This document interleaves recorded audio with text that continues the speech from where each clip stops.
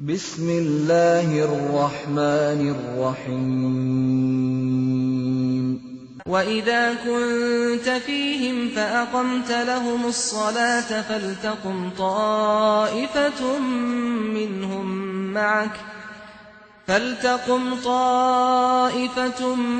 مِّنْهُمْ مَعَكَ وَلْيَأْخُذُوا أَسْلِحَتَهُمْ فَإِذَا سَجَدُوا فَلْيَكُونُوا مِنْ وَرَائِكُمْ وَلْتَأْتِ طَائِفَةٌ أُخْرَى لَمْ يُصَلُّوا فَلْيُصَلُّوا مَعَكَ وَلْيَأْخُذُوا حِذْرَهُمْ وَأَسْلِحَتَهُمْ وَدَّ الَّذِينَ كَفَرُوا لَوْ تَغْفُلُونَ عَنْ أَسْلِحَتِكُمْ وَأَمْتِعَتِكُمْ فَيَمِيلُونَ عَلَيْكُمْ مَيْلَةً وَاحِدَةً وَلَا جُنَاحَ عَلَيْكُمْ إِن كَانَ بِكُمْ أَذًى مِّن مَّطَرٍ أَوْ كُنتُم مَّرْضَىٰ أَن تَضَعُوا أَسْلِحَتَكُمْ وَخُذُوا حِذْرَكُمْ إِنَّ اللَّهَ أَعَدَّ لِلْكَافِرِينَ عَذَابًا مُّهِينًا فَإِذَا قَضَيْتُمُ الصَّلَاةَ فَاذْكُرُوا اللَّهَ قِيَامًا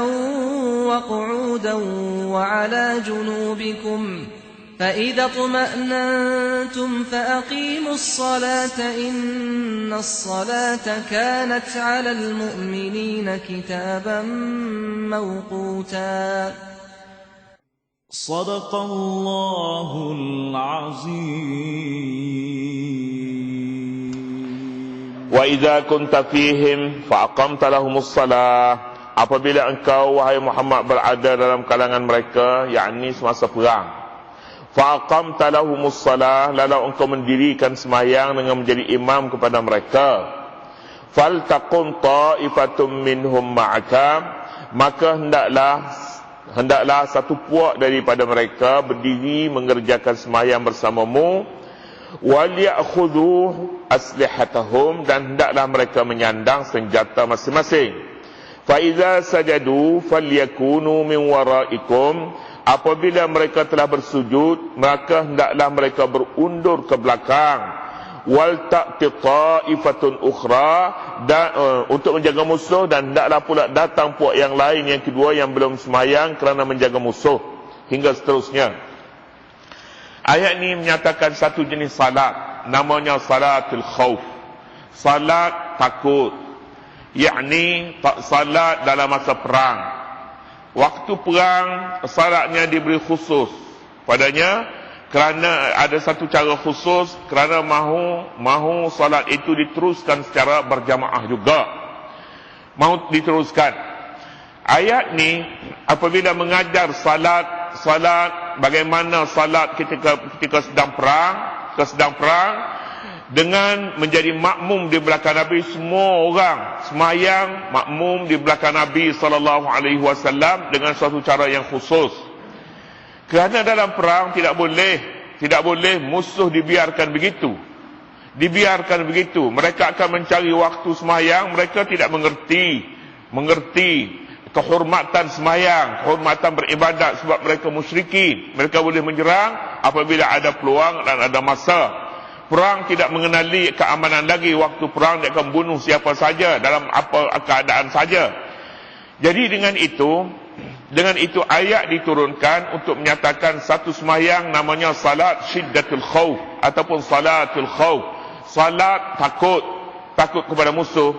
Bagaimana dilakukannya? Diajar oleh Nabi SAW supaya dibahagikan tentera kepada dua puak.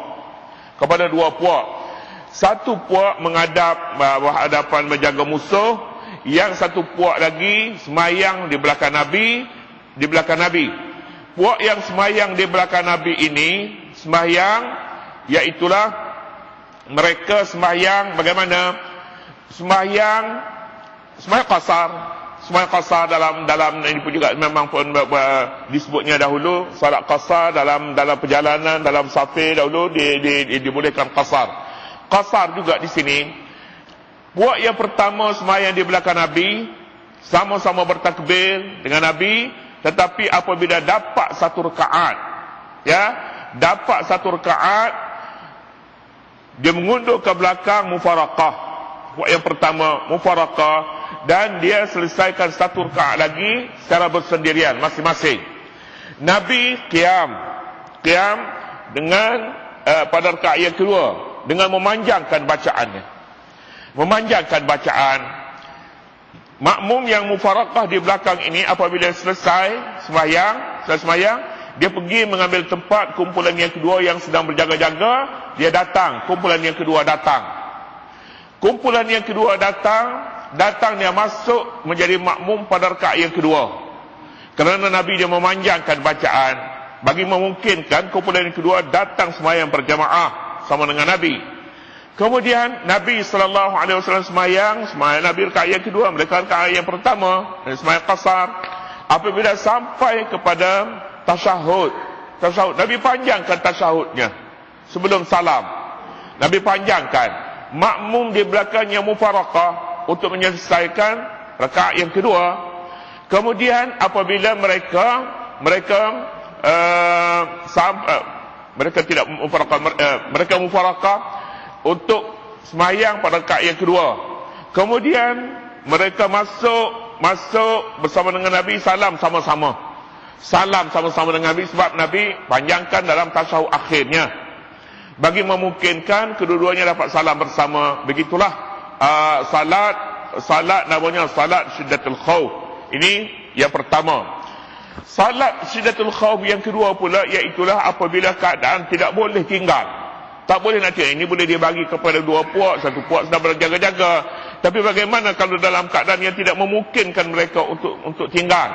Masing-masing boleh sembahyang dalam apa keadaan sekalipun. Dalam perjalanan, dalam kenderaan, dalam apa keadaan sekalipun mereka boleh bersalat. Ini ketika perang sedang memuncak, tak boleh berhenti. Satu.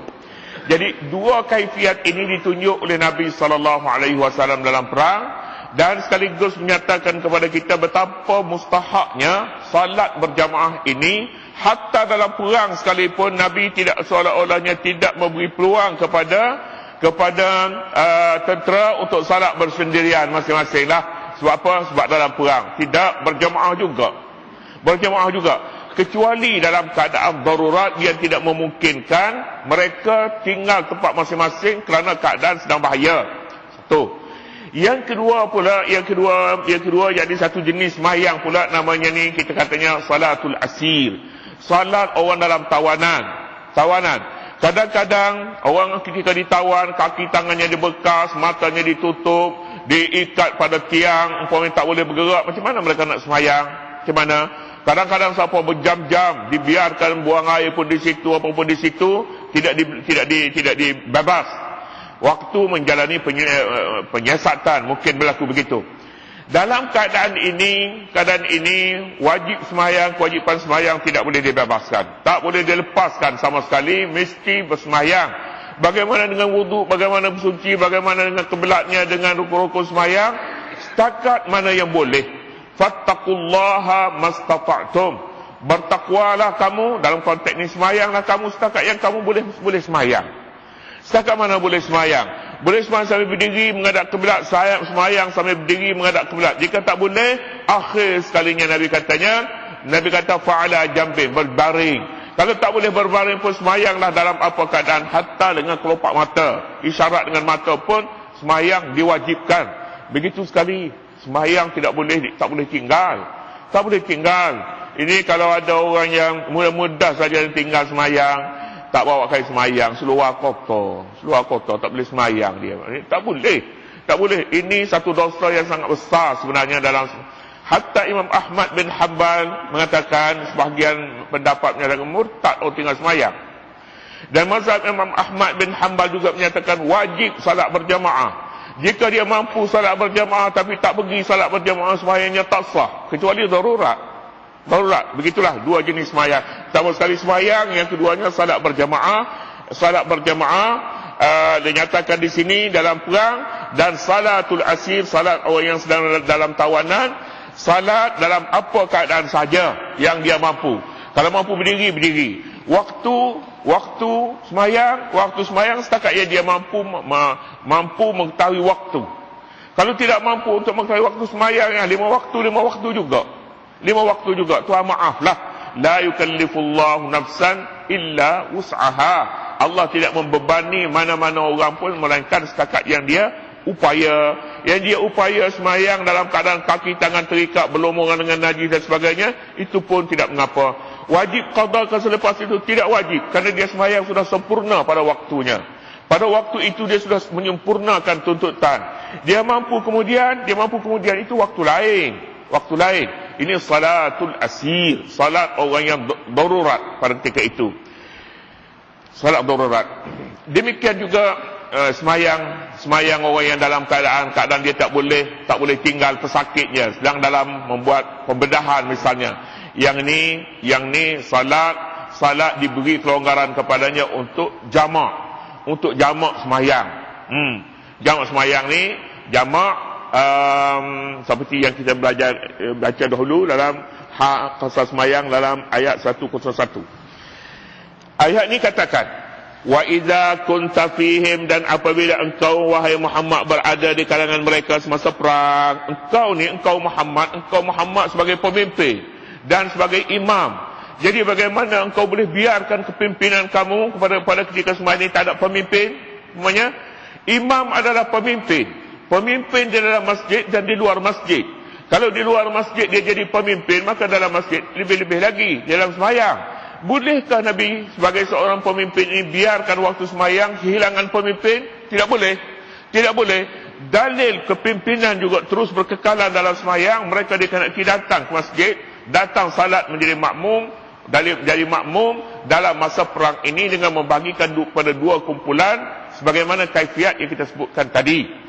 Wa idza kunta fihim, apabila engkau wahai Muhammad berada dalam kalangan mereka semasa perang. Sudah tentu semasa perang engkau sebagai Muhammad, sebagai Nabi dan sebagai imam, sebagai pemimpin.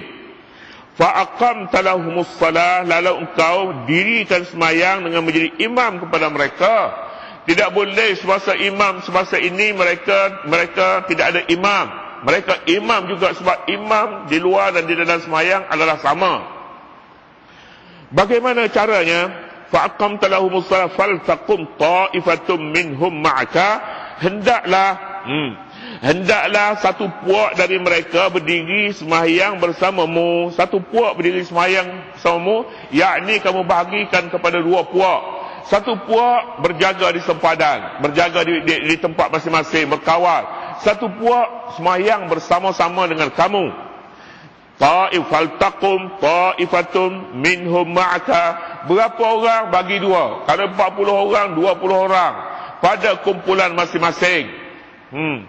Kalau banyak kumpulan dalam peperangan ini, banyak kumpulan, ketua itu menjadi imam. Dan pada waktu ini Nabi SAW sebagai ketua, barangkali tidak perlu dipecahkan kepada banyak kumpulan. Jika perlu pecah kepada banyak kumpulan, ketua pada kumpulan masing-masing itu menjadi imam dan bagikan tentera yang di bawah pimpinannya kepada 2 kumpulan. Satu kumpulan semayang sempat rakaat yang pertama, satu kumpulan lagi akan datang untuk semayang pada rakaat yang kedua menjadi makmum, dan satu lagi bersendirian, faraqah. Katanya faltaqum ta'ifatum minhum ma'aka wal ya'khudhu aslihatahum. Pegang senjata dalam semayang, pegang senjata. Kerana inilah masa perang. Masa perang nak pegang macam mana senjata, pedang, nak pegang macam mana, pegang. Sebab dalam semayang pun boleh pegang. Ini dalam masa perang. Dalam masa tidak perang, letaklah senjata. Bagaimana letak senjata jika ditakdirkan musuh datang menyerang pada ketika ini? Pedang kita nak cari tengah-tengah semayang. Tak boleh. Jangan letak senjata, pegang. Waliyakhudhu. Fa idza sajadu falyakunu min waraikum. Fa idza sajadu, apabila mereka sujud satu kumpulan ini, falyakunu min waraikum, mereka adalah berada di belakang kamu. Mereka fa iza sajadu falyakunu min waraikum.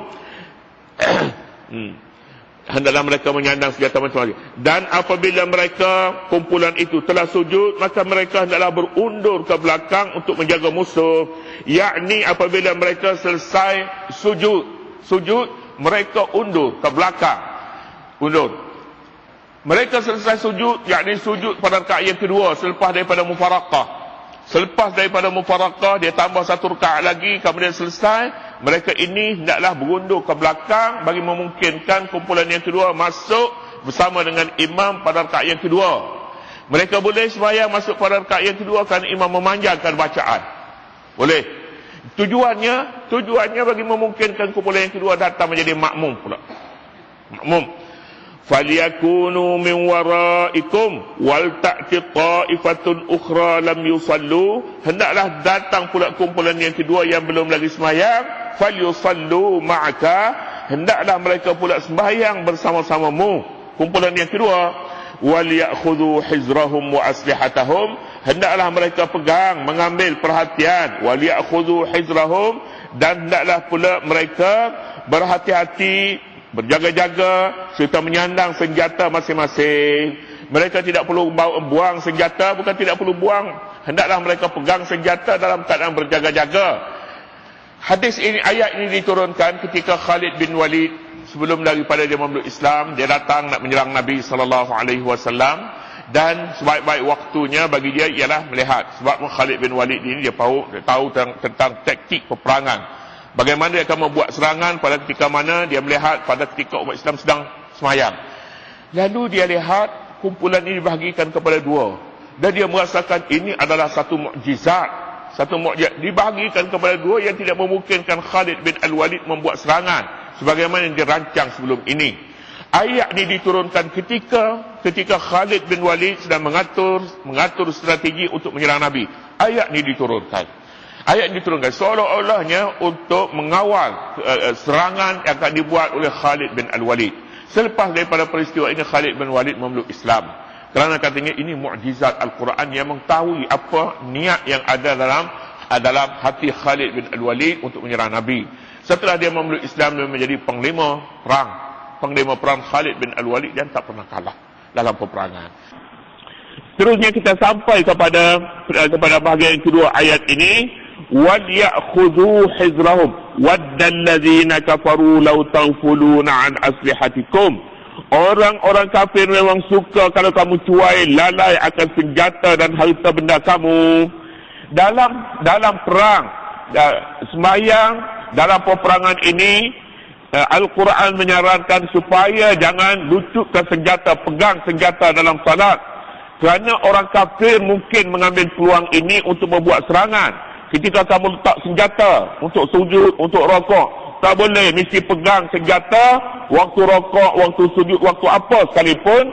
Kenapa? Kerana kafir tidak boleh mempercayai. Mereka tidak menghormati orang semayang, mereka tidak menghormati masjid. Mereka tak tahu pun gerak-geri yang seumpama itu adalah salat.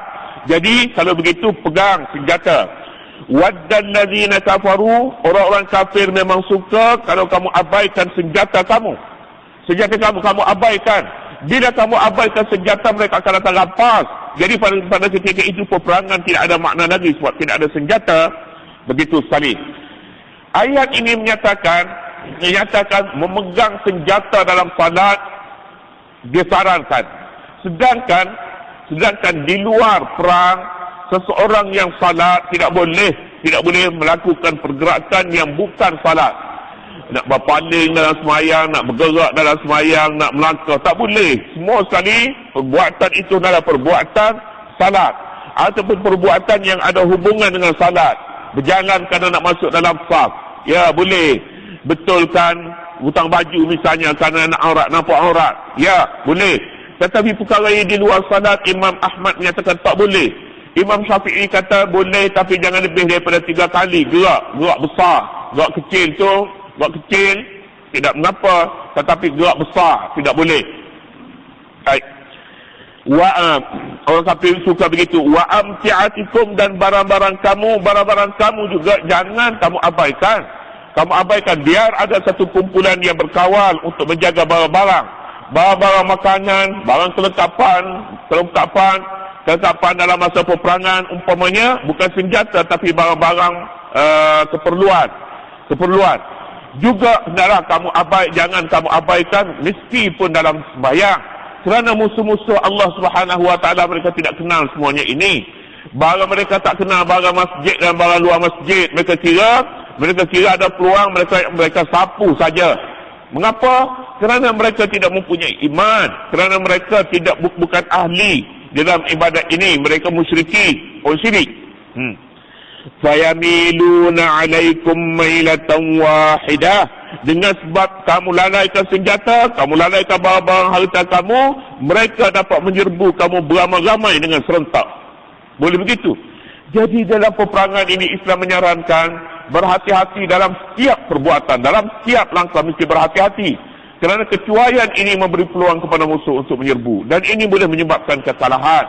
Begitu sekali Al-Quranul Karim sebenarnya memberi perhatian kepada para tentera supaya mereka berhati-hati dengan senjata, dengan kawalan dan dengan barang-barang yang ada. Tetapi pada masa yang sama mereka tidak boleh tinggal salat. Terutama sekali salat berjamaah. Wala junaha alaikum in kana bikum adha mimma tarin aw kuntum marda. Dan tidak ada salahnya pula kepada kamu jika kamu merasakan terganggu dengan sebab memegang senjata. Kamu terganggu mimma tarin disebabkan hujan, aw kuntum marda ataupun kamu sakit, an tad'u aslihatakum, untuk kamu memegang senjata kamu. Jadi dalam keadaan ini pun dikecualikan juga jika kamu orang sakit yang sedang semayang ini terasa keberatan untuk memikul senjata dalam semayang, dan kamu juga merasakan terlalu berat untuk memegang senjata ketika hujan. Semayang syiddatul khawf dalam masa peperangan ini bukannya di bawah bangunan. Ada kemungkinan tengah semayang hujan datang, hujan turun. Pada ketika itu semayang mesti diteruskan juga. Jadi pada ketika ini bagi setengah orang, seperti orang yang sakit, amat sukar untuk memegang senjata, orang yang semayang di tengah hujan, orang yang lemah memang terasa berat untuk memegang senjata. Tidak mengapa bagi orang yang ada masalah ini letakkan senjata waktu rokok dan waktu sujud. Tetapi bagi mereka yang tidak mempunyai alasan ini, mestinya pegang senjata sekalipun ketika sujud, sekalipun ketika rokok. Wa khudhu hizrakum, dan hendaklah kamu mengambil langkah berjaga-jaga dalam masa peperangan. Mestinya berjaga-jaga. Innallaha a'adda lil kafirina 'azaban muhina. Sesungguhnya Allah telah menyediakan bagi orang kafir itu azab saksa yang amat menghinakan. Peperangan sekarang adalah peperangan dahulu juga. Peperangan dahulu, sebagaimana musuhnya juga musuh sekarang adalah musuh yang terdahulu. Jadi oleh kerana itu hukum diteruskan sebagaimana pada awal Islam. Beginilah cara peperangannya, iaitu berhati-hati dengan musuh bukannya manusia, bukan semata-mata manusia, sebab manusia sesama manusia adalah saudara, anak-anak kepada Adam. Tetapi akidah mereka, akidah syirik itu yang menjadi musuh utama. Dan itulah sebabnya mereka, perbezaan dari sudut akidah ini menjadikan antara mereka boleh berperang antara satu dengan lain. Jadi oleh yang demikian kita berperang kerana akidah, bukan kerana manusia. Bukan oleh kerana dia ni ada watak-watak yang tertentu maka harus diperangi. Bukan kerana watak, tetapi kerana akidah. Sesungguhnya Allah Subhanahu wa taala telah menyediakan bagi orang kafir itu azab saksa yang amat menghinakan. Saksa yang amat menghinakan ialah saksa neraka. Saksa yang terakhir sekali. Saksa sebelum neraka, saksa hina di dunia. Hina di dunia iaitulah hina kesalahan. Orang kalah merasa amat hina dalam peperangan ini. Oleh kerana itu Allah Subhanahu wa taala tidak menyatakan kekalahan itu hina, tetapi azab yang dijanjikan kepada musuh yang menentang Islam ini, kekalahan tidak menyatakan kekalahan, tetapi menyatakan azab saksa yang amat menghinakan. Seterusnya, fa idza qadaitumus salata fadhkurullaha qiyaman wa qu'uda. Apabila kamu telah mengerjakan sembahyang itu, patutnya begitulah sembahyang itu ada. Itu maknanya salatul khauf. Salat semasa dalam ketakutan perang, ketakutan. Kita sebutnya tadi itu cara yang pertama, salat al-khauf. Salat yang kedua pula salat di tengah-tengah peperangan. Salat ini diharus melakukan dengan apa cara saja yang boleh. Semayang sambil berjalan, semayang sambil berperang, semayang sambil duduk, semayang. Tak kira lah setakat yang boleh. Sebab kalau nak cari pulanya tempat yang elok tengah perang, maka nak perang macam mana? Tak boleh. Jadi kalau begitu semayang dengan apa yang dia mungkin. Demikian juga pakaian dengan seberapa yang mungkin. Tidak disyaratkan apa-apa yang tidak mungkin baginya melakukan, menyempurnakannya. Jadi semayang yang seumpama ini sudah tentu di sana ada kelemahan. Sekalipun tak wajib qada, ada kelemahannya. Kelemahan misalnya pakaiannya najis, kotor, dan lagi apa lagi kiblat juga tidak menghadap kepada kiblat dengan betul, rokok sujud juga tidak dengan betul. Jadi bagaimana untuk menyempurnakan semayang kekurangan ini? Iaitu semayang ini boleh disempurnakan dengan ayat, dengan panduan yang disebutkan dalam ayat ini. Fa iza qadaitumus salata, apabila kamu telah selesai mengerjakan semayang itu, semayang al-khauf ini, semayang dalam perang, fadhkurullaha, hendaklah kamu mengingati Allah, menyebut dan mengingati Allah, berzikir qiyaman wa qu'udan wa ala junubikum, semasa kamu berdiri, semasa duduk, dan semasa kamu berbaring. Tambah bagi menyempurnakan salat ini, selepas salat itu berzikirlah. Berzikir sikit. Sebab salat tadi boleh jadi ada kelemahan-kelemahannya dan boleh disempurnakan selepas ini dengan zikir. Ini bagi al-khawf, bagi semayang dalam masa ketakutan. Kerana ada kelemahan-kelemahan padanya dan boleh disempurnakan dengan zikir. Bagaimana semayang yang tidak dalam perang tapi kelemahannya ada di sana sini. Semayang dalam jemaah ada tapi masih ada di sana sini kita semayang umpamanya. Bagaimana? Jadi ini pun satu semayang yang perlu kepada zikir bagi menyempurnakannya, bagi menyempurnakan semayang. Jadi zikirnya bagaimana? Zikirnya seperti yang diajar oleh Nabi, bacalah wirid-wirid lepas semayang, subhanallah, alhamdulillah dan sebagainya. Ini wirid lepas semayang. Jangan pula assalamualaikum kiri kanan, tak pun pergi. Kononnya nak zikir sambil berjalan-jalan gitulah. Ya ke? Selama mana boleh berzikir sambil berjalan? Duduk dulu. Jika tidak ada urusan besar, pergilah. Tapi jika tidak ada urusan, inilah dia pentingnya salat berjamaah ini. Kita dapat melakukan dengan lebih tertib salat, dan selepas itu kita boleh baca. Apa yang Nabi baca, iaitulah namanya zikir.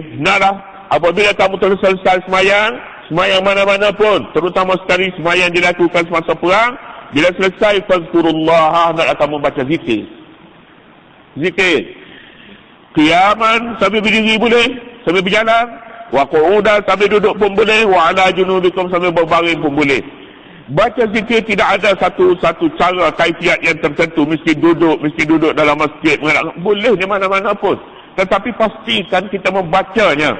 Jadi oleh kerana itu, bagi memastikan untuk kita baca zikir, baca beramai-ramai. Baca. Tapi jika tidak boleh beramai-ramai, misalnya ada sebab-sebab lain, tidak mengapa juga sambil berdiri, sambil berjalan, sambil duduk. Fa idza tma'nantum faqimus salah, apabila kamu berada dalam masa aman, tenteram, selepas perang, aqimus salah, dirikan sembahyang seperti biasa. 4 rakaat, tidak ada pasal lagi, tidak ada lagi seperti cara yang disebut dalam perang itu. Itu sembahyang khusus dalam perang. Selesai perang, dirikanlah salat seperti biasa, yakni pada waktunya, mengikut syarat rukunnya, dan mengikut panduan-panduan yang ditentukan dalam panduan salat jamaah dan lain-lain lagi. Faqimus salah, innas salata kanat 'alal mu'minina kitaban mawquta. Sesungguhnya semayang itu adalah satu ketetapan yang diwajibkan atas orang-orang yang beriman, yang tertentu waktunya. Semayang di luar waktu tidak sah.